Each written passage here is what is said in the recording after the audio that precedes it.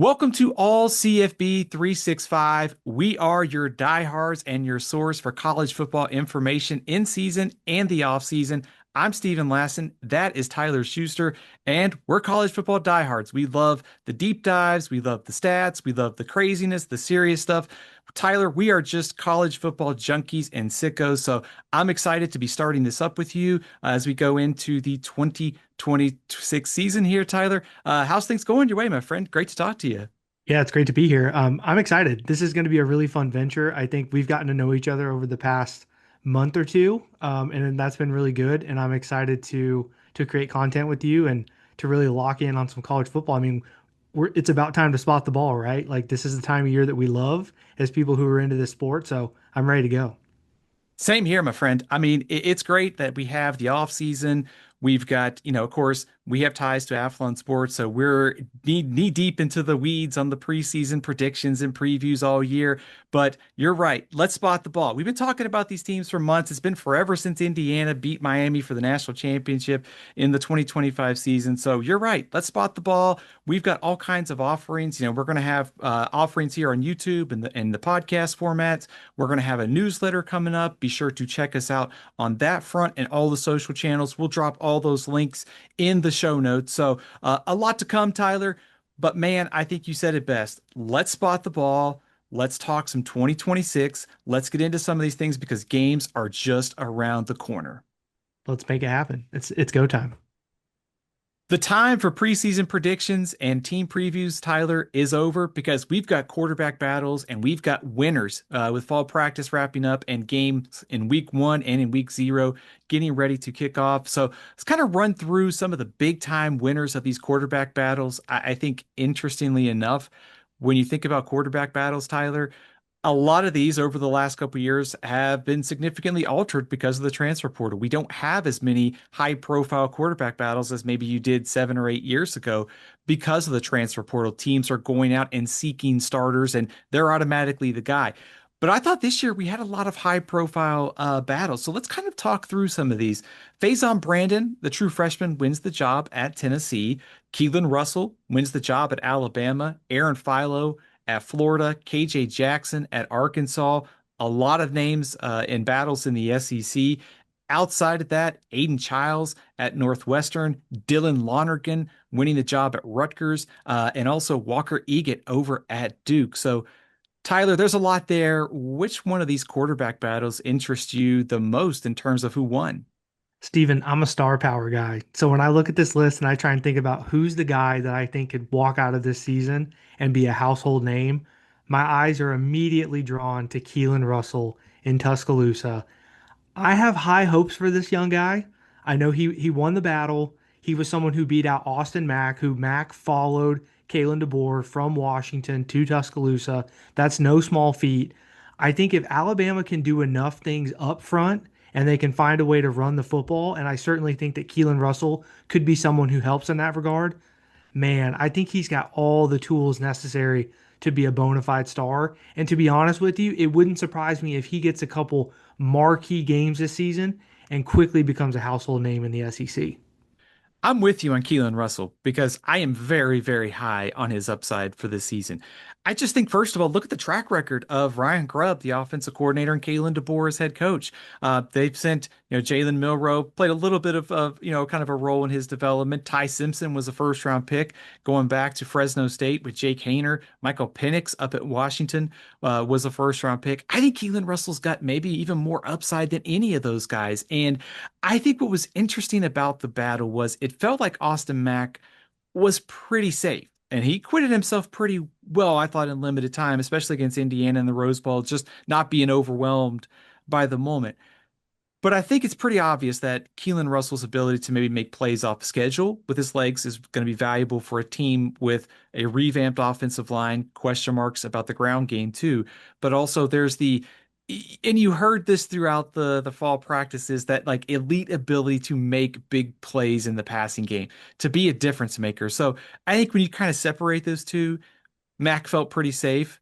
I think he would have been good in this offense given DeBoer's track record, but there feels like another level that Keelan Russell could get to. Is that kind of how you're feeling this battle too? Absolutely. And there's an old saying, the old saying goes that scared money don't make money, right? Hmm. So I think when you Yeah. look at Kalen DeBoer and you look at Alabama this season and you're like, man, this is a big year for the Crimson Tide. Last year, they did okay. They got to the college football playoff.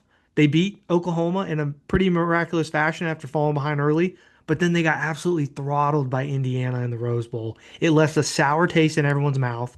I think that's no big secret that Kalen DeBoer may or may not have been publicly or behind closed doors flirting with someone like Michigan. So he signs a contract extension. He's back, and like you did a great job of pointing that out. Is like Mac feels like the safe option. That would have been the thing to say like I'm comfortable. I just don't want to screw things up. But I think he looks at Keelon Russell and he says, "Man, this kid has star potential written all over him." And I think this is sort of a signal for what we think Alabama could be this season. If they think they need a star, if they need someone who can be a marquee player in this offense, I think Keelan Russell's a great bet for that. I also think what's interesting too about Alabama is its schedule. Like for a team that's got question marks, and I think they've had a lot of injuries at running back. They got some question marks on the offensive line. There's been some optimism about the offensive line growth this fall. But if they're gonna need some better balance this year to make the college football playoff. There's a lot of question marks about the defensive front too.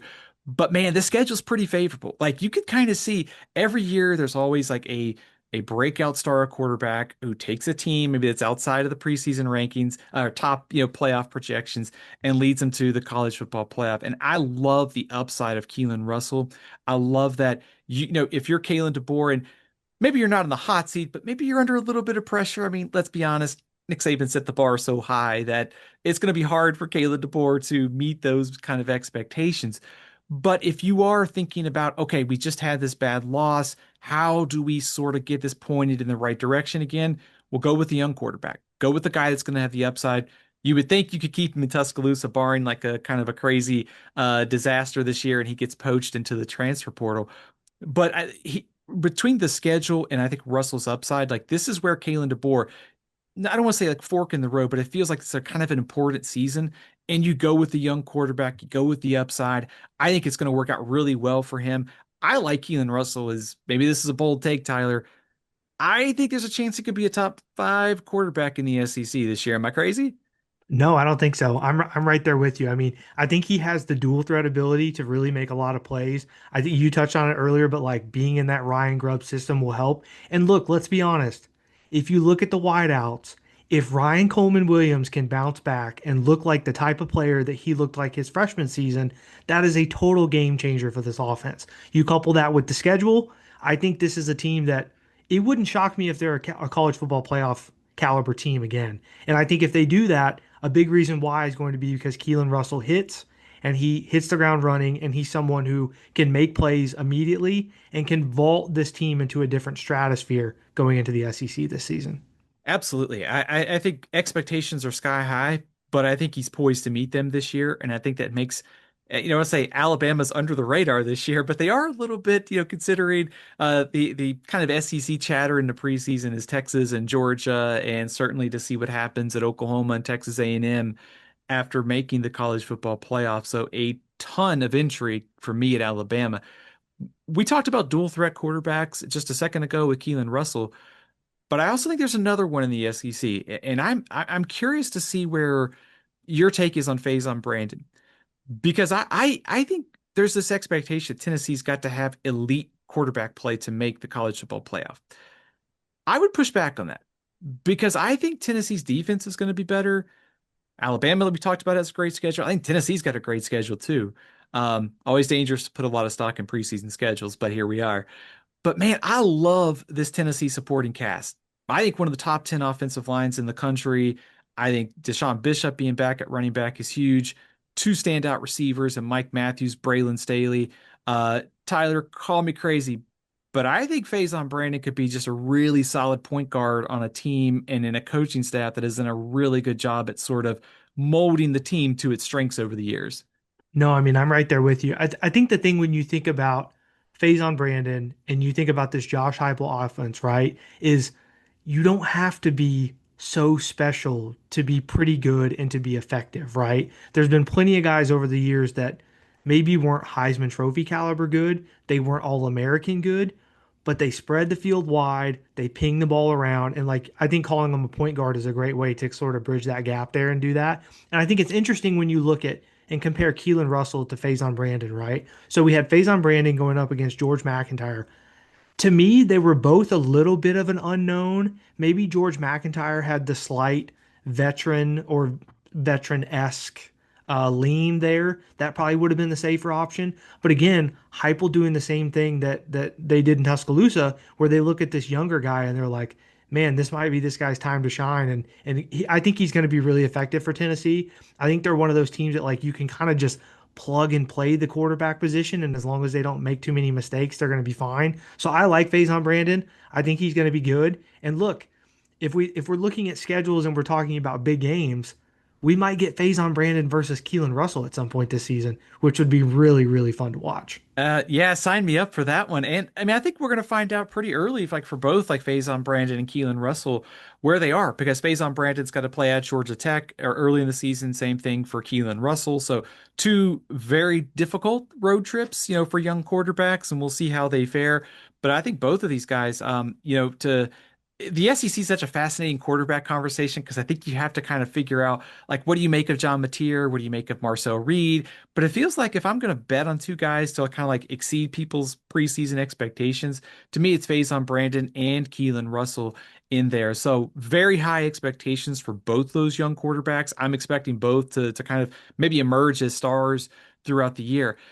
Tyler, I want to ask you about the other kind of quarterback battle in the SEC that was fascinating. Well, maybe there's more than one, but let's talk about Aaron Philo because I think when I look at Florida this year, I see a team that's got a great receiving core.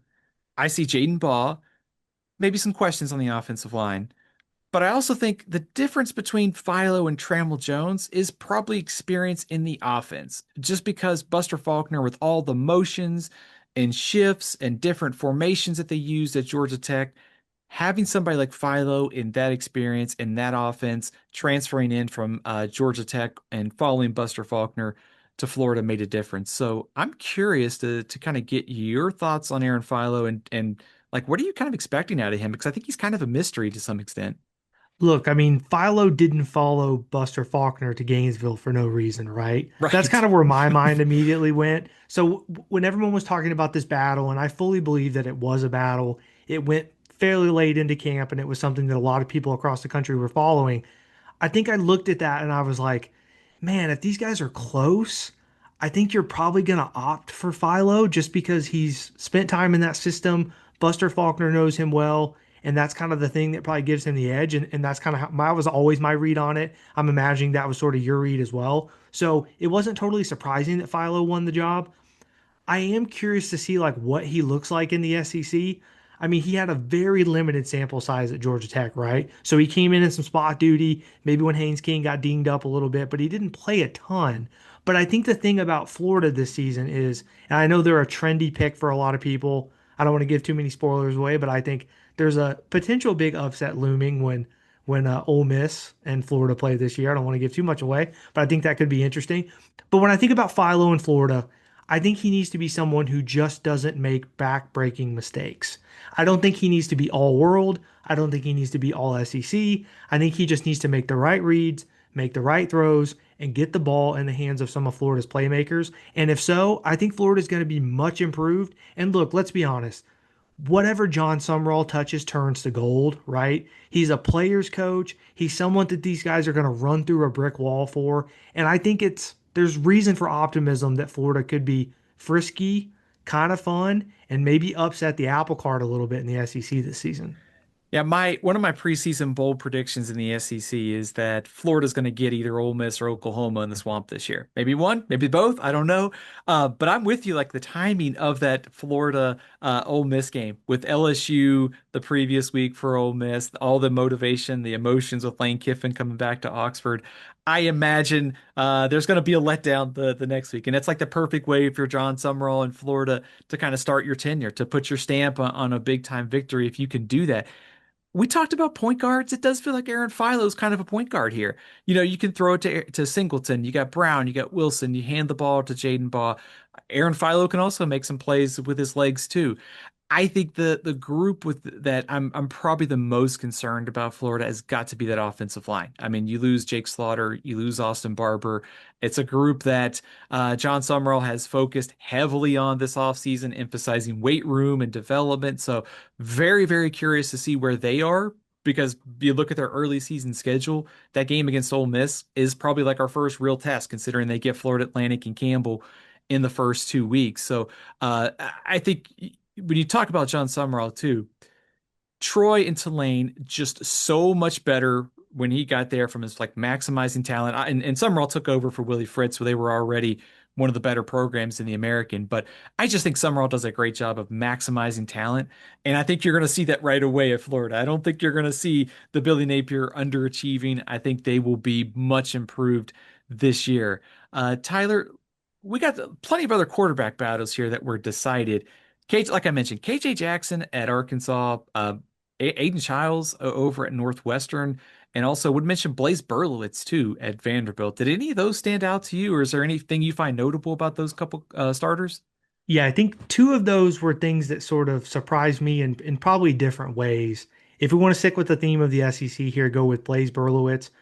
I was very surprised to see him get the job. Now, right, you look at Vanderbilt, they just lost Diego Pavia. He was sort of the heart, soul, and engine of that offense and what they did the past couple seasons. But with Jared Curtis coming in, he was this huge recruit, one of the top recruits in college football. He spurned Georgia to go to, of all places, Vanderbilt. And it looked like, at least from my viewpoint, that he was probably going to get the job. Clearly, they wanted to go with a guy who's got a little bit more experience. And maybe this is a situation where, as the season progresses, Curtis grows into the role. Maybe Vanderbilt drops a few games and he gets a chance to play. I thought that was interesting. The other one that sort of piqued my interest is Aiden Childs, and it's mainly because of Chip Kelly at Northwestern, right? The thing about Northwestern, and I have a lot of respect for David Braun and what he's been able to do there. I think that program was a mess when Pat Fitzgerald left on numerous fronts, not just from a win-loss standpoint, but from a culture standpoint. He's fixed the culture. They constantly punch above their weight. And now you have a quarterback in Childs who, in a weird way, he sort of failed in two places, right? I feel like a lot of people thought he'd be pretty good at Oregon State, didn't really work out. Then he goes to Michigan State. He struggles with accuracy and decision making. It doesn't work out. Does Chip Kelly have one more trick in the bag with someone like Aiden Childs? I think both those are pretty interesting. When you look at someone like Lonergan or maybe Walker Egan, like, is there anything out of that group that you're interested in, or maybe it's KJ Jackson for you? I think Walker Egan is pretty interesting because he brings such, a kind of a wealth of experience to Duke and a Duke team that lost Daria Mensah so late in the process that they really couldn't bring in anybody else through the portal. Their options were very, very limited. So to have a guy like Egan who's played a lot, he's played, I love the San Jose State offense, the spread and shred. It's not necessarily the same over at Duke, but you could kind of see how he could fit in that offensive scheme. I think KJ Jackson. I thought he showed some flashes last year when he played, but this Arkansas team just has so many new faces this year, and the expectations are so low, picked at the bottom of the SEC. It's going to be very difficult, I think, to replicate the Taylon Green production that we saw out of that Arkansas offense last year. But I think a lot of talent for KJ Jackson. Very curious to see how he develops. I think Aiden Childs, like out of the whole kind of last little group here, is probably the most fascinating because every time when I watch Aiden Childs, you see the talent. Like you can see the upside, you can see the tools. Jonathan Smith was a pretty good offensive coach, just didn't work out that way at Michigan State. I'm curious to see how the Chip Kelly thing works out because I think if you're Northwestern, you need somebody to kind of maximize your kind of pieces on offense. They got great running backs coming back this year. I think that's going to be a strength. You add in Aiden Childs' as rushing, and I think they could be pretty potent there. But man, that schedule for Northwestern is very, very difficult. So the mix of Aiden Childs and Chip Kelly feels like two very talented pieces, and how do they mesh together for a team that's kind of like, as you said, looking to kind of punch above their weight class there. So very interested in Aiden Childs. And I think just on Jared Curtis at Vanderbilt, Tyler, I'd be stunned if Blaze Berlowitz played all of the games early on and Jared Curtis didn't play at all. Like I think both are probably going to play. Curtis is just too talented, and they made too much of an investment in him for him to sit on the bench. So Berlowitz has paid his dues, but I think in due time it's going to be Jared Curtis. Does that seem like a pretty reasonable take on this? I think so. Yeah, I think I fall into the camp of like you said, I would be pretty shocked to hear that Jared Curtis doesn't play at some point, especially too if we think this is a Vanderbilt team who might take a bit of a step back this season, right? Which I think would be very understandable considering Pavia is gone, Stowers is gone. They lost a little bit of that mojo and that magic that made them so special over the last couple seasons. And maybe this in the long term, this is not the worst thing for Jared Curtis, right? We've seen all across the sport, all across the country. There are numerous stories of guys who played too much too early. They took on some battle scars and then they weren't really the same. So maybe it'll be better to let this offensive line gel together, let them figure out what they want to do, maybe get to a softer spot of the schedule if you can find one in a conference like the SEC, and then maybe turn Jared Curtis loose. I think Vanderbilt also has a really interesting start to the season. Austin P is a top 25 FCS team. Delaware, probably one of the front runners to win Conference USA. Certainly, I think will be a bowl team once again. NC State in week three. CJ Bailey, I think one of the ACC's top quarterbacks. Also Auburn, coming up at the end of September for the Commodores. So I think just in general with the post Diego Pavia era, I trust Tim Beck, the offensive coordinator, to keep this offense performing. But also with so many new pieces on the offensive line, no Stowers, as you mentioned, is just such a weapon. The schedule, Vanderbilt is going to be a very interesting team to watch in the post Diego Pavia era. So, Tyler, man, that is a lot of great quarterback battles, and I think fair to say, Faizon Brandon, Keelon Russell, Aaron Philo, all under the spotlight early on, especially in the SEC. And it's going to be really fun, right? Like that's the fun part about watching some of these new guys is figuring out like what do they have? Like what's their fastball? What's their changeup, so to speak. So I think it's going to be really interesting. Like I said, there are numerous storylines associated with all these guys, and it's interesting to see like how the schedule plays out, how the offense is built around them, and if you were to throw something at the dartboard, I feel like out of this group, we're bound to get one of these guys is really going to pop. I think from our conversation, it sounds like we're both in the Keelan Russell camp there, which makes sense. But I think it's going to be pretty cool to see if one of these guys really pops and can maybe elevate their team to make a little noise in the SEC. 100% Tyler. I think sign me up for Faizon Brandon, Keelan Russell to maybe be leading the next wave of superstars out of the SEC and in college football. But just fascinated to see. There's a new crop of quarterbacks in college football this year. And I think kind of figuring out how these situations are going to play out is going to tell us a lot about the Heisman race, conference title, and the playoff picture. So big time battles decided. Look forward in September to seeing how all of the newcomers look this season.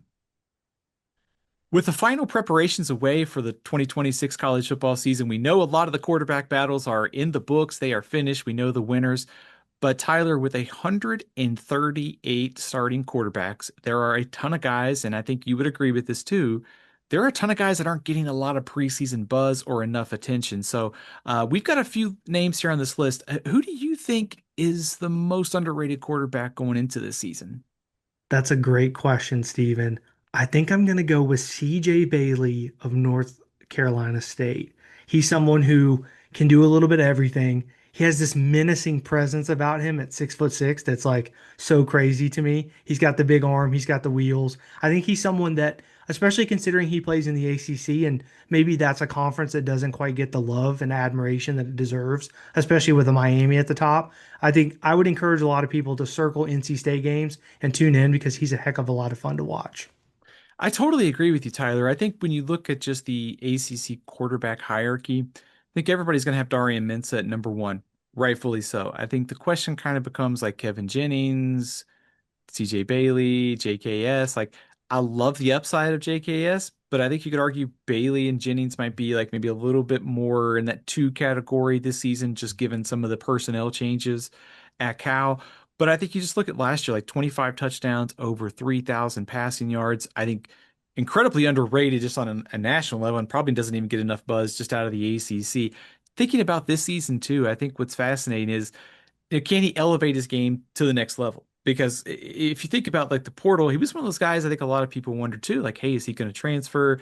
Considering especially with his ties to Miami, he's going to have a revamped set of weapons down there at NC State this year. So very interested to see if he can elevate his game to the next level, because all sorts of implications, like you said, the talent, the arm, and the experience the last couple of years. So I love the call of CJ Bailey. I think right there, 2-3 for me in the ACC behind Darian Mensah as the top quarterback.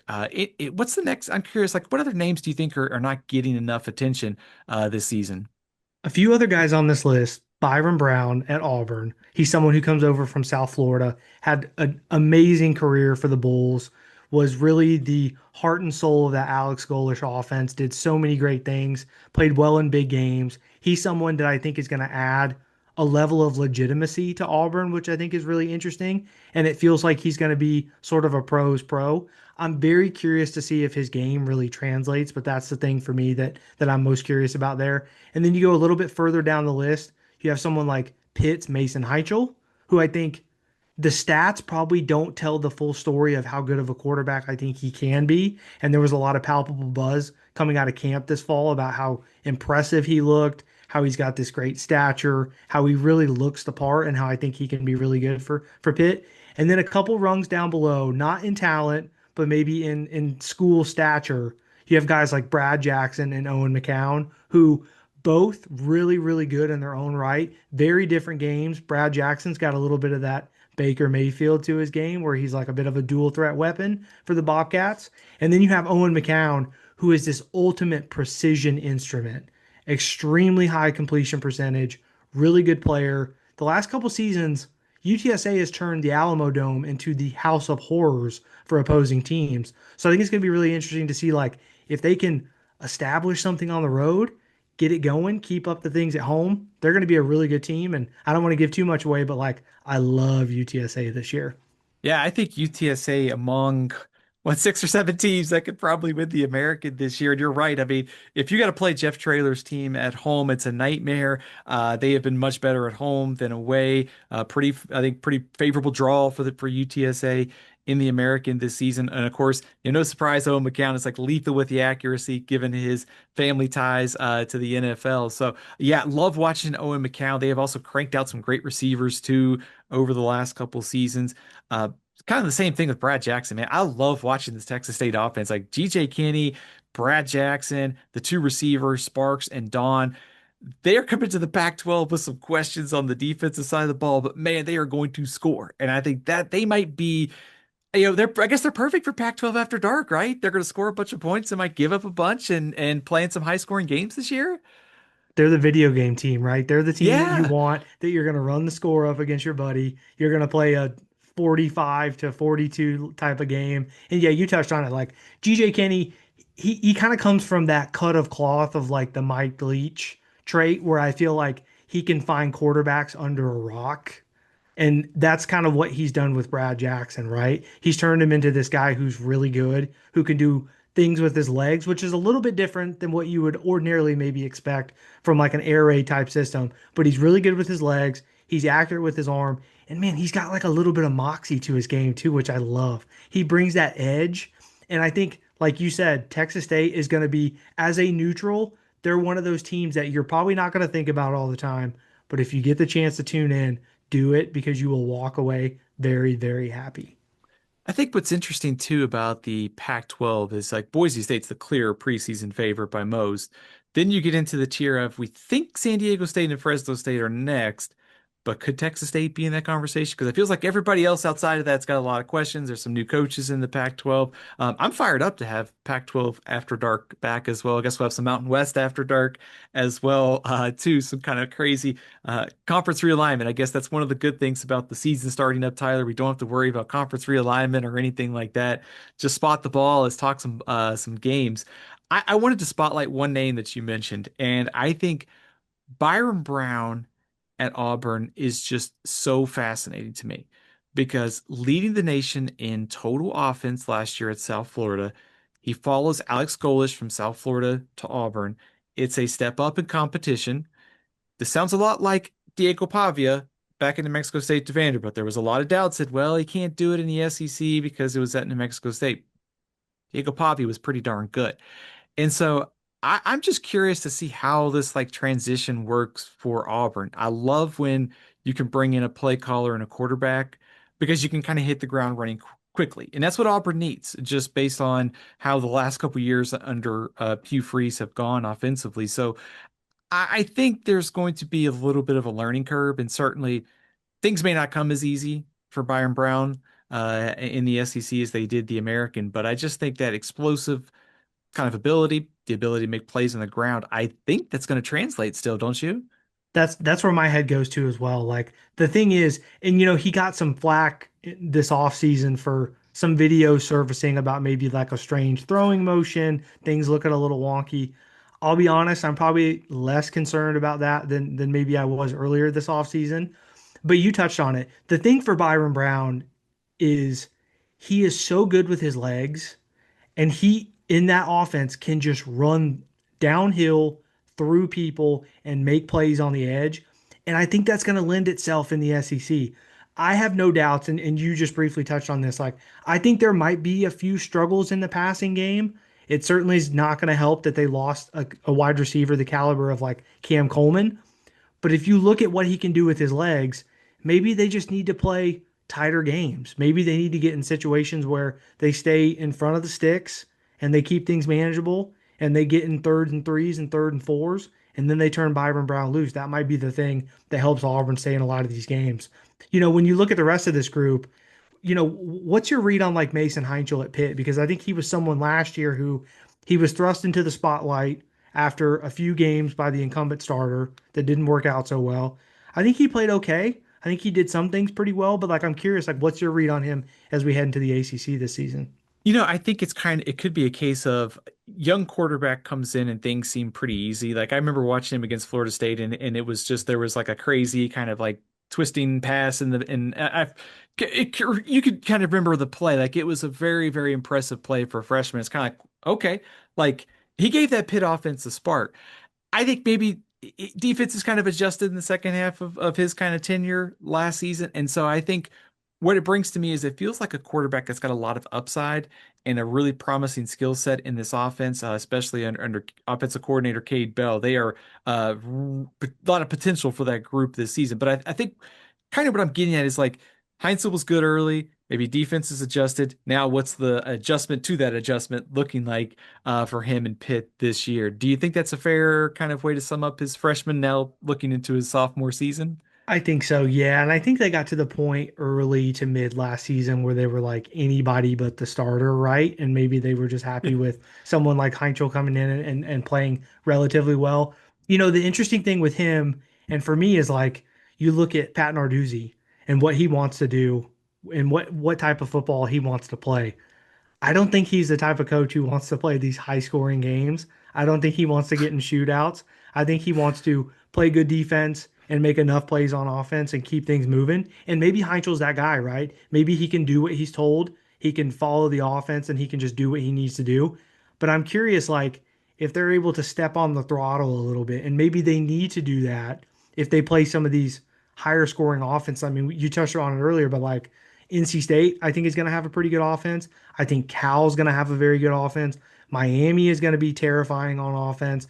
Louisville's probably going to be pretty good on offense. Like there's going to be a lot of teams that are probably going to score some points. So I'm really curious, like, can Heinzel step on the gas a little bit for Pitt and hopefully kind of elevate them into something that maybe they weren't last season?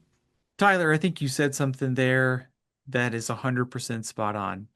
I think Pat Narduzzi would play every game 3-0, 6-0 if he could. I think he would kick field goals and play defense. But I think when you have a quarterback like Heinzel and you have the offense that Cade Bell has, yes, there is some turnover at receiver. How does this all look in year two? There's a lot of potential, but some new faces. And so I think the other thing with that is you think about like growth and development here, but also Duke and Daria Mensah, they really hit it big last year winning the ACC. Chandler Morris was great for Virginia. I mean, the ACC is so wide open, like after Miami. Like, I think Louisville and SMU are the two teams, but it wouldn't stun me if one of these other teams ended up in the mix to maybe make the ACC championship game, which is where someone I think like Heinzel and his development could come into play. I think that's I mean, do you kind of buy that too, or do you think it's too steep for Pitt to maybe get in that ACC championship convo? I think they could. I mean, right? Like we don't really know. Like I think you did a good job of mentioning a few teams there, but like we have someone like SMU who I think is going to score a lot of points and be fun. There are still questions about what they bring to the table.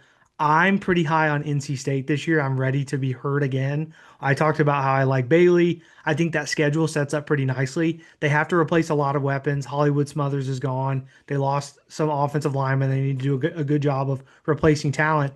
But like, wouldn't it be something if I just wanted to focus on NC State for a second? Wouldn't it be something if Dave Doran, who's been around for so long, had one more trick up his sleeve and was able to pull something with NC State? I think that'd be pretty cool. But like, I think the ACC is going to mirror the Big 12 in some ways, where it's like you have this top dog at the top, and that a lot of people feel like Texas Tech and Miami will probably be CFP contenders and probably win the league. But then below that, your guess is as good as mine because I think there is a meaty second and third tier of both of those conferences. Yeah, who knows what to expect kind of out of Florida State. Georgia Tech with Alberto Mendoza is very interesting. I think they're going to be a very run first offense this year. You mentioned Cal. I have some questions about maybe how that coaching staff, I would much rather, I would probably feel better about Nick Rolovich being the play caller than a first time play caller at Cal. I mean, Wake Forest exceeded expectations last year. So, I mean, if you go back some years, there was like the ACC Wheel of Destiny, like on the ESPN scoreboard show at night. It feels like that way this year. Like what quarterback, what offense can hit? A little shout out to Dave Dorn, too, by the way. I mean, he just looked like consistently churning out 8, 9 win seasons. He did the 6 and 7 season in 2024, but NC State's been close. And especially with the schedule this year being favorable, plus CJ Bailey. Tyler, I don't think we can rule anything out in the ACC. So, interested to see how that all plays out and what's going to be a crazy conference race outside of Miami, we think this year. And I think we'll find out a lot about NC State here in how many hours? Not too far, 36 hours or so, somewhere around in there. When they play Virginia in week 0, right? Like that's going to be a huge one. I think if they can beat Virginia and they take a step in the right direction in the ACC right off the bat, they're going to be a team that I think a lot of people are going to circle and look at and say, like, okay, could they be frisky? Could they make a run at this thing?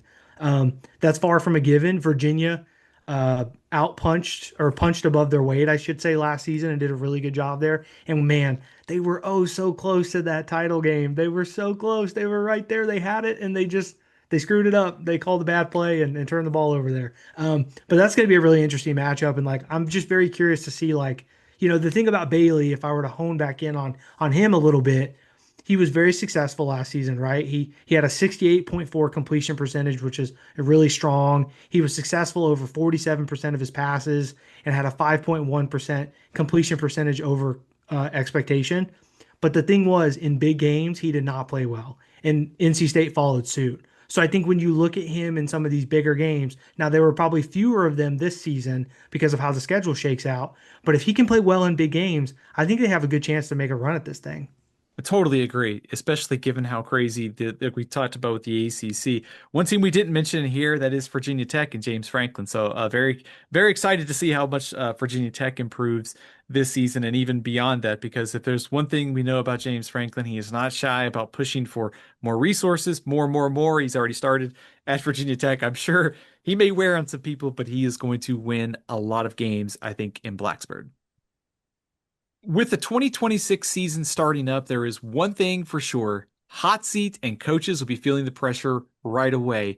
College football has had over 30 coaching changes in each of the last 2 seasons. Tyler, the carousel has spun out of control. And I think that as we go into this season, the one thing that's dangerous, and you're already seeing it, is it's going to be a slower carousel. I don't know if I believe that. So let's kind of talk through just some coaches on the hot seat here because I think just some high profile power conference names are on this list. And at the top of the list, it has to be Mike Norvell at Florida State. Tyler, do you think he's number one or would you go with someone else? He's absolutely number one for me. I mean, he's someone who I think if you look at that schedule, if things break incorrectly, if Ashton Daniels doesn't pan out at quarterback, this could be a situation where Norvell gets shown the door by Halloween, maybe, which would be very difficult. I think the other thing that you have to think about with Florida State, and I somewhat shudder to mention something like this, but I think with Florida State and the recent track record, if things go south early, that's a team you look at and you say, could they be on quit watch, right? And you hate to say that Yeah. about a coach, but we've seen that the past couple seasons and at various levels. So I think that's the big concern with Norvell is like if they come out of the gate struggling, if they lose to SMU early, does this team quit on him? I don't know. I think that's a fair concern. I mean, you could kind of say that times kind of looked like that last year. And also just thinking it, back to last season, after that loss at Stanford, I kind of thought they might have made a coaching change. But the only thing I saved him was probably that massive buyout. Florida State's done a lot with renovations and facilities, and money is an issue certainly. So I think when you look at their schedule, I think what stands out is they have a off week after playing Miami. So what better time if your coach gets destroyed by a rival to make a coaching change? And at that point, it would be looking at late October. So it's such a fascinating dynamic considering that Norvell had Florida State on the cusp of going to the playoff. They were snubbed. Then now the last 2 years losing records. I mean, they haven't won a road game in 2 years. I mean, it's shocking to me to see kind of where this program has been. And I think one of the reasons is probably the lack of high school recruiting. Like being able to go out in the state of Florida, like Miami has, and Florida to some extent, being able to consistently build through the high school ranks and then supplement through the portal. They've been very transfer heavy, and I think eventually it catches up with you. So Norvell would be number one on my list. And I think if you start getting into some of the other names on here, I think Luke Fickell at Wisconsin's got to be the second name on our list. Tyler, I don't know about you, but when he was hired from Cincinnati to Wisconsin, it felt like this is a slam dunk. He's a former Ohio State player, interim coach at Ohio State, assistant coach. Just given his ties to the Big Ten, it kind of felt like a slam dunk hire, didn't it? It really did. And the worst thing that I can say about the Luke Fickell era at Wisconsin so far is it feels like Wisconsin lost their identity. And Yeah. that's like the hardest thing for me to wrap my head around. Not to say that they had to be this ground and pound and massive dairy filled linemen, opening holes all the time, because we know that's what they were in eras past. And I think there is something to be said about trying to modernize that offense, do things a little differently. But man, he whiffed. They tried the dairy raid, it didn't work. They've also had a revolving door of quarterbacks and terrible luck with quarterback health. I think you couple all those things together and it just hasn't worked out for him. I will say though, I'm a little more bullish on Wisconsin this year than I probably have been the last couple. I'm very curious to see what Colton Joseph looks like, the ODU transfer. I think there could be something there, but I think you're spot on. I think he's second on this list. And you go down, if you want to look at this top five, right? We have a couple other names on here. Is there anyone that really stands out to you of someone who like, man, if they don't start fast, if they don't get the right breaks, if the quarterback doesn't hit, that they could be on their way out? I think the next two names, actually, we got three kind of power conference coaches that are next on our list, Tyler, and I think they're all interesting to me for different reasons. Because you look at Dave Aranda, and you could argue he's another coach that if they didn't have an AD change late in the season, he's probably a defensive coordinator and not the head coach at Baylor. He's a defensive coordinator somewhere else. And Mike Locksley, who we have at four on this list, I think very talented core. Like Malik Washington is a very, very promising quarterback. At the same time, you've had back-to-back losing seasons after taking Maryland to three straight bowl games. Recruiting has never been a problem for Mike Locksley, but can they get back to being a bowl team this year? I think kind of the new age of coaching hot seat that we see is we're making an increased investment in the program. And you saw that with Wisconsin and you saw that with Maryland. So you wonder increased investment is just a way to almost not have to pay the buyout for a year. And if it doesn't work out, it's a little less the next season. So I think Aranda's just interesting to me because I had such high expectations after they won the Big 12. But man, their defense has not been very good, and he's a defensive guy. And now Loxley's got all this talent coming back. But also, I think the other name that's five, Tyler, on our list is got to be Shane Beamer at South Carolina. And it's just fascinating because number one, it's the SEC, and they just went through a whole round of crazy coaching changes last year. But also, it feels like of these coaches, I think if one rebounds, it's got to be him. Like Lenore Sellers is back. We'll see if Dylan Stewart, how soon he gets back after having a back injury. And they've got a great recruiting class coming up. And they've made, I think, the right changes on offense to bring in Kendall Briles as the play caller. So, do you share that same optimism as I do for Shane Beamer? Yes and no. I'm very curious to see like what Lenora Sellers looks like with Bryles. And I think there's so much invested in that pairing, right? It feels like that is going to be the thing that makes or breaks the season. I mean, 2 years ago, Lenora Sellers looked great. He tore Clemson apart in the last regular season game. South Carolina was like on the door knocking on the college football playoff, and they looked like a trendy pick and something that someone like me, I was kind of banging the table for them. I thought they were going to be really fun and be right there. And then last year, things kind of went south and they never really got started in a very meaningful way. So I think this is a season where I think Beamer needs to start fast. And man, oh man, he better hope and pray and do witchcraft and everything that he can to make sure that his quarterback is fit, firing, and ready to go. Because if he doesn't look great this season, I think that's going to be the Grim Reaper knocking on Shane Beamer's door and saying, your time is up. Yeah, I think that offensive line is going to hold the key to the season. And Ja'Carri's peak in his offseason injury in some kind of basketball game was pretty significant because he was supposed to, be their high-priced left tackle addition. So getting him back would be crucial. I think Lenore Sellers, I think we'll rebound in the Kendall Briles offense. I think the question is like it feels like a bowl game. He's probably safe if they go 5-7. I think like what does that 5-7 look like? So I think Shane Beamer certainly under pressure, maybe not as much on the hot seat as like Loxley and Aranda and Norvell and Fickle. It feels like these guys have got to win now, whereas Beamer's got a little bit more leeway. Tyler, I want to ask you about a coach that is not in our top five, but I think heads into the year with a lot of pressure, and that's Lincoln Riley at USC. How much pressure do you think he's under? And second part of that is, do you think he's going to get USC to the promised land in the college football playoff this year? That's the $1 million question, isn't it, Stephen? Yeah. I think with Lincoln Riley, USC is very much in win now mode. I think there's no mistake about it, right? The quarterback comes back. They still have plenty of weapons on offense. They got Gary Patterson and his 4-2-5 system running the defense. It feels like even with that brutally tough schedule that they have, and make no bones about it, it is very difficult this season. This is a win now team. And I think it's sort of now or never for Lincoln Riley, so to speak. And the thing is, I think this is it, man. Like you've gotten everything you wanted. They've reconfigured the front office staff. They brought in another defensive coordinator to give you a chance at that. You bring back Jaden Malava at quarterback. Like you've got everything at your disposal to make that college football playoff run, and you got to find a way to do it. I think the thing that's going to tell the story of the season for USC, they're going to have to win one or two big games. If you look at that schedule, they play, I believe, Ohio State, Oregon, Washington, Indiana, and I think there's one, is it Michigan maybe mixed in there too, if off the top of my head I'm thinking. And like they need to find a way to win one or two of those big games because if they don't, they have no chance, right? I mean, where do you sit on the Trojans playoff chances? Like, do you feel like they're a team that can, they're probably in that second tier right now of the Big Ten. Can they move their way up into that top spot? Yeah, I think when you look at the Big Ten, I think the top three to me are very clear. Like Ohio State, Indiana, and Oregon are cut above everybody else. I think USC and Michigan are kind of in the same boat for me. Like I think I could talk myself into like, oh, if this breaks right, they're probably making the college football playoff.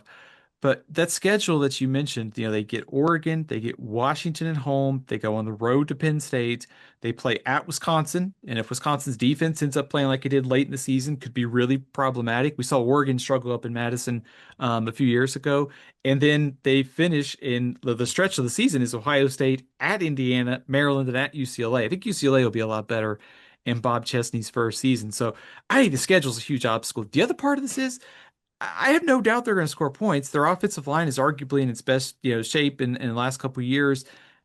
How far does this defense progress? I think that's the big question. And so I think we come into the season with the similar questions of Lincoln Riley's team is we know they can score. They're going to be exciting to watch with Maivia quarterback, but how far does this defense progress is going to be the biggest key. So a lot of questions, but a lot of upside here. And I think the key thing that you mentioned was he's running out of chances. I mean, this is a USC team that's invested in him. They've given him the off-field staff. They've have brought in a great recruiting class this year, but now you've transitioned to the Big Ten in your third season. This has got to be it. And so I think if they fall short, I think that buyout's pretty massive. He's probably safe, barring some kind of like 6-6 or 5-7 debacle. But it does feel like the time is running short if USC does not get to the college football playoff this year. So I think on the list of intriguing teams, I think USC is probably close at the top of the list for me. Is just seeing what this team looks like and if Lincoln Riley can get him there this year. I think so too. Yeah, I mean, it should be fascinating to see if they can hold up against that schedule, right? I mean, we talked about how difficult it is, but I think there is reason for optimism if you're a USC fan. You can talk yourself into having a really good season, right? I think Mayava is very good. He's a very good quarterback. I think he needs to play better in big games. He's turned the ball over multiple times in a couple big games. He needs to fix that. I think you talked about the recruiting class. They have all these young guys that are really promising. They bring back, I think it's 7 or 8 guys that they feel pretty comfortable playing on the offensive line. Like they feel loaded. The big questions, like you mentioned, are on the defensive side of the ball. But it feels like now or never for Lincoln Riley, right? Because when you think about what could come next, I think the part that I struggle with is like, what's the next iteration of this, right? Yes, even though you have this great recruiting class, you're going to be losing guys. You lose your quarterback. You have to start over again. You haven't made the Big Ten championship. You haven't made the college football playoff. I don't know. I think I just have a lot of questions about if this is not the year, when is it going to happen? Also, no Makai Lemon, no Jacoby Lane. I think odds are pretty high Lincoln Riley's going to find some dudes to catch the ball, and I think their freshman class and some of the transfers and returners they have, they're probably going to be fine there. But I think there's enough questions here that make me think, yes, I think they could get to the playoff, but also that makes me very, very nervous looking at this season. Also, I think fair to say on the hot seat this year, Tyler, I think like guys like Del McGee at Georgia State, Derek Mason at Middle Tennessee, Bill O'Brien after just a disastrous 2025 season, Jeff Lebby at Mississippi State, and Scott Satterfield at Cincinnati. I think Jeff Lebby probably out of that group, probably one of the more intriguing situations to me because they were better last year, should be better with Kamario Taylor this year. But I think the thing that really worries me was they had some games they probably could have won if they just closed the door, and there was some kind of questionable coaching, game management that kind of led them to those losses. So I think Lebby at Mississippi State, difficult schedule, but probably needs to get to 6 or 7 wins to keep his job this year. The strange thing with Mississippi State this season is I think they're probably going to be a improved football team. I don't know if the record's going to follow suit, right? Agree. You mentioned the schedule is going to be very difficult. I think Kamario Taylor has a lot of upside. He needs to develop as a passer. He needs to make good decisions, but there's no denying his electric running ability. And I think that's the type of thing that in this type of offense, when you're spreading people out, that you can really cause some damage. We saw that in the Egg Bowl last season. I think he had close to 200 yards on the ground. Pretty electric there. So I think that's going to be the thing for Mississippi State. And I think you called it out. They need to find a way to close out football games. They had Texas on the ropes last year. They had Tennessee on the ropes last year. They had Arizona State. They did close the door against Arizona State. That was a huge win. But like they need to do that a few more times if they want to, find ways to win football games and hopefully save their coach's job. And also that game against Florida in the swamp, just a disastrous ending for Mississippi State. So I think a lot of potential with Taylor and plus Zach Arnett also coming back as defensive coordinator. I expect this team to be better. I just wonder if it shows up in the win column, given how difficult the schedule is. So I think one thing when we talk about the hot seat, Tyler, I think one thing is for sure. The carousel has been very active the last 2 years.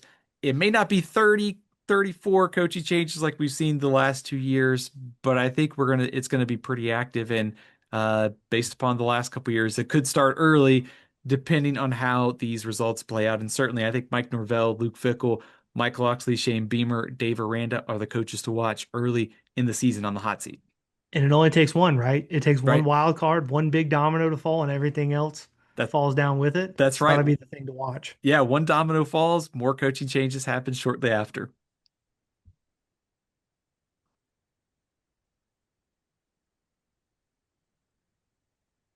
So it looks like I'll probably need to restart this because it's Okay, one more. the off season is over. That's the best news that I've heard in a long time because the 2026 college football season, Tyler, is here and we are ready to get started with games in week 0 starting on Saturday, August the 29th. And Tyler, I think let's start with the first game. I think that's by far probably the most intriguing game of this slate. It is TCU and North Carolina meeting in Ireland. What interests you the most about Bill Belichick going over to Ireland to take on TCU? There's so many levels to this game, right? I mean, there's the TCU side of it. They're breaking in a new quarterback in Jaden Craig, comes from Harvard. I think that's pretty interesting. And then on the other side, with the big picture stuff around North Carolina, there's been so much offseason drama, more than there probably was last season, which feels almost unbelievable, but it's kind of true. With Mike Lombardi being out on administrative leave, and then Steve Belichick, Bill Belichick's son, also being out on some sort of, I believe, medical leave. So there's a lot of layers of confusion with this North Carolina team. I think on top of that, you look at who they're rolling with at quarterback with Billy Edwards Jr. I can't say I'm a huge fan. I can't say that that inspires a whole lot of confidence. But for me, and it's something that I wrote for Athlon Sports that's going to come out later this week is like really looking at Jaden Craig versus Billy Edwards Jr. and what sort of upside that both those guys bring to the table. I'm a quarterback guy. That's usually where my eyes get drawn to if it's not the offensive line. So my brain immediately goes to that matchup. And I'm curious to see what both those guys look like. The other thing, too, that we have to remember is like these Ireland games, they always feel a little sloppy, a little disjointed. It feels like there's always some fog and mist and rain in the air too. So it's like, what do these teams look like in week 0? I don't know. I can't wait to watch. I feel like I've had a timer set for months for this day and for this game to kick off, but I don't really know what to expect. I mean, do you have a lean, or is there anything about this matchup that feels particularly interesting to you? Tyler, I think the theme of every team since we entered the portal era is we know less about these teams than we ever have before. And I think that's fascinating. It's also a little scary for those of us who are in the preseason magazine business trying to assess these teams in the offseason. I think North Carolina is just such they're going to be a fun story, I guess. Maybe train wreck potentially this year. I mean, Bobby Petrino as offensive coordinator it's a great hire by Bill Belichick, and man, do they need an improved offense this year. I share I think, skepticism of Billy Edwards Jr. I think between injuries and just play, I am not really crazy about the move there for the Tar Heels. I do think Petrino will improve the offense. I think the question is by how much. I think for TCU, I think just look at Jaden Craig and watch some of his tape back at Harvard, the Sonny Dykes and the kind of the levels of getting to 9 victories the last couple of years. It kind of feels like when you study the Big 12 this year that, hey, there's a lot of talk about Oklahoma State with Drew Mestemaker and Eric Morris coming in, but man, TCU might be a little bit overlooked. So I think what's always interesting about this first game is it's the off season's over, it kicks off, there's all this new, and then we're gonna have 60 minutes of football, and we're probably gonna make some kind of crazy reactions and overreactions. But Tyler, I think you brought up something about the weather in Ireland too. Just keep in mind, like Kansas State got kind of beat up in that first game last year, and then the travel and then kind of getting acclimated, they really didn't, I feel like they didn't recover last year. So I think maybe the loser of this game, like the hangover effect of coming back to, back to your home turf and trying to figure out where the season goes is going to be really critical. So I think just a ton of intrigue. Fascinated to see Jaden Craig and the new look North Carolina offense. Tyler, after that, we got a buffet of games in the afternoon, so you better get all those screens ready. You got San Jose State at USC, NC State at Virginia, Jacksonville State at North Dakota State. Which one of those games has your attention the most in the afternoon? I don't want to be the hipster of the group, but I think I'm going to go with Jacksonville State, North Dakota State. I mean, how could I not? We get the Bison. We get the Bison. That's going to be amazing, right? We've done these hypotheticals for years of like, what would it be like if they were in the FBS? What would they be like when they play tougher competition? Well, we finally get that. That's going to be so fun to watch. They're breaking in a new quarterback with Cole Payton off to the NFL. We know what they're going to do, though, right? We know they're going to be stacked at the line of scrimmage. We know they're going to line up in the I formation. They're going to run the heck out of the ball. And it's going to be really interesting to see how a team like Jacksonville State can handle that and handle the Fargo Dome, which is its own house of horrors, so to speak, for a lot of teams over the years. And then with Jacksonville State, you look at them, they're a team that has a lot of questions. There's some upside, there's some intrigue, but they lose Cam Cook, which that's the thing that's really going to be tough for them, right? I think if they had him back, if he wasn't at West Virginia, I might feel a little bit better about them. But man, oh man, Steven, it's hard for me to look at North Dakota State and what they've done over the past couple of years and not think that they can't make some real hay this season at the FBS level. Also, I think what's interesting is North Dakota State, UNLV, and Hawaii all play in week 0. I think those are three of your top four teams in the Mountain West. The only team that's not playing is New Mexico. So we're going to get a good first look at a lot of these contenders in the Mountain West. Certainly very intrigued to see North Dakota State in its first FBS game. You mentioned some of the turnover for both teams. I think Jacksonville State, Caden Creel, very exciting quarterback to watch with that dual threat kind of capability. Jacksonville State was top 5 nationally last year in rushing attempts. So we could see a very kind of rush kind of base game here where it's on the ground. So just interested to see, kind of where North Dakota State is, where Jacksonville State is in the second year under Coach Charles Kelly. Thought they did a nice job last year. They're way better, I think, than maybe I anticipated, given they lost Rich Rodriguez from the previous year. I think my probably afternoon intrigue was like it is the Fargo Dome, but it's also NC State and Virginia. It's a conference game. It wasn't earlier. Now it is because of the 9-game ACC slate. It wasn't Brazil. Now it's back at Virginia. So it's been all over the place. But I think there's a chance for like a tone setter here too. Much like K-State and Iowa State, you had like that week 0. What happens in that game? Maybe there's some hangover effect to the rest of the year. We got CJ Bailey, we got Bo Perbula, we got some intriguing quarterbacks.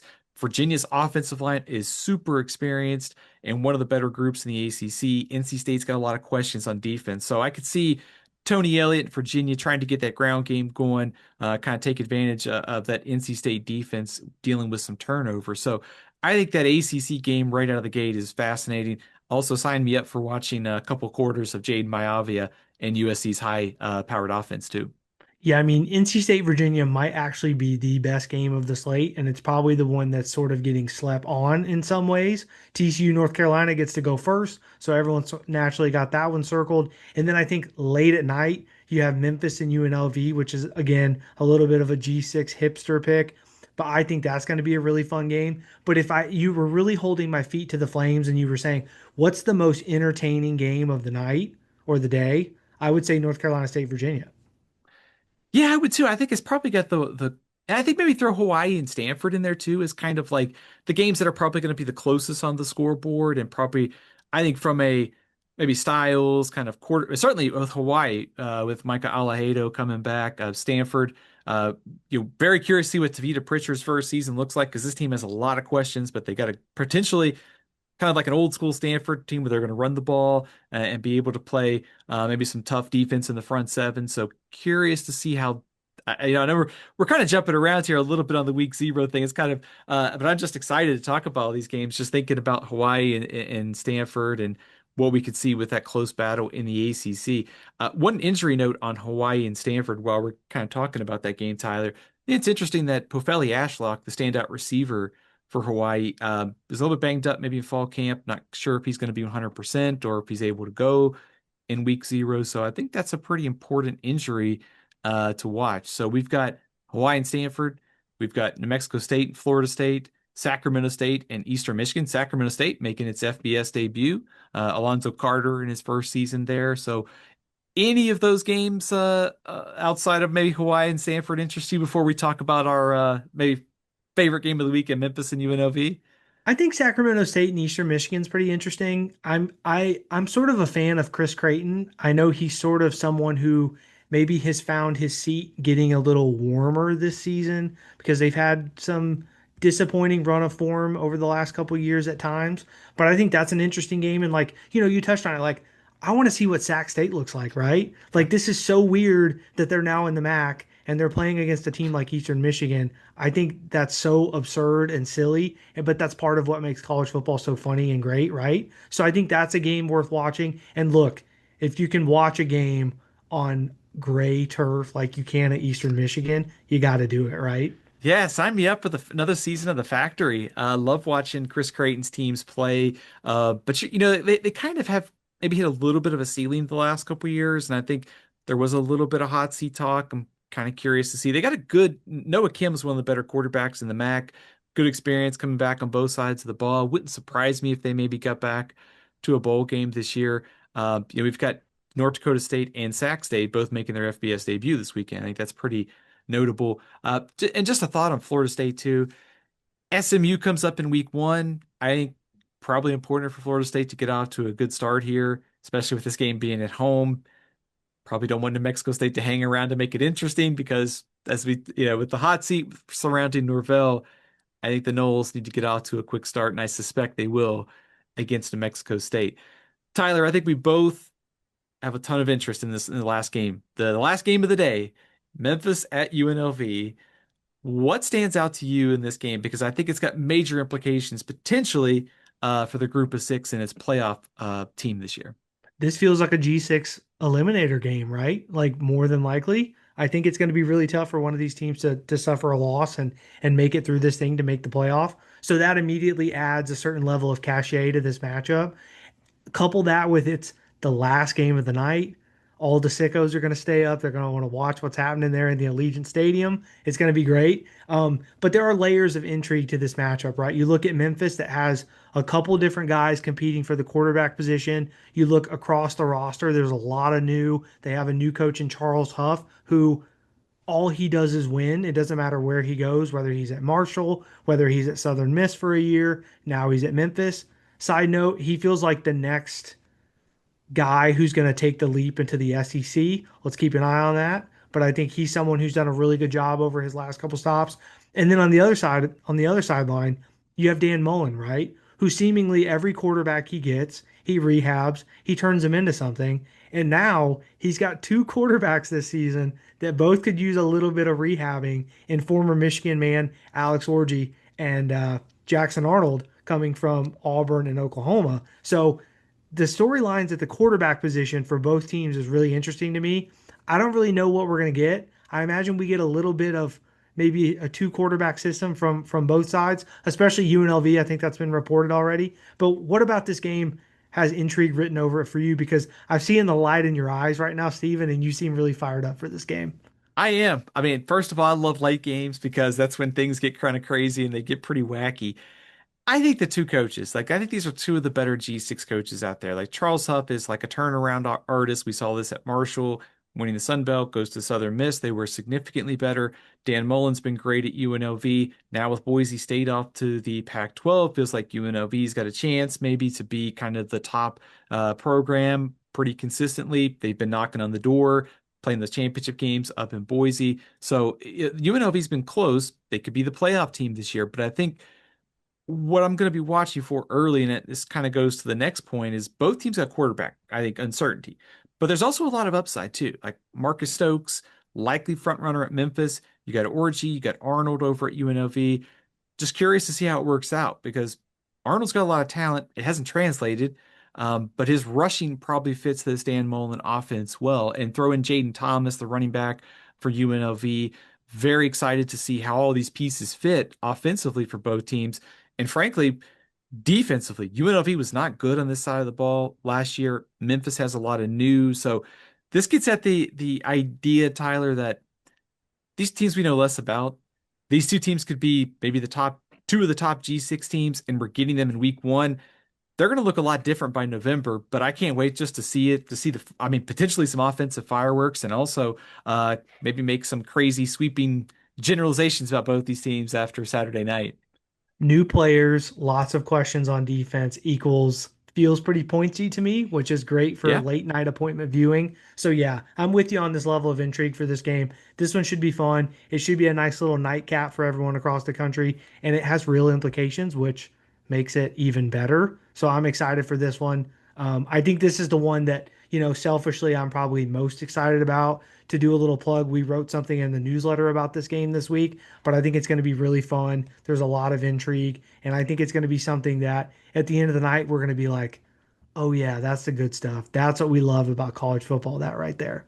Yeah, college football is back. That could be like the moment that happens on Saturday night with Memphis and UNLV and some of the potential chaos that could be coming between those two teams in this game and this year. So, Tyler, I'm fired up to watch some week zero ball. We've talked, all off season, you and I have been talking just about how excited we are to get to the season and see some of these teams and coaches and players. So, um, I can't wait for this week zero slate. I know there's only 8 games, but man, it's just great to have college football back and to be talking with you each and every week throughout the season and into the off season about the sport that we love so much. So, Tyler, can't wait to take in week zero. Let's see what happens, and can't wait to react to it after that.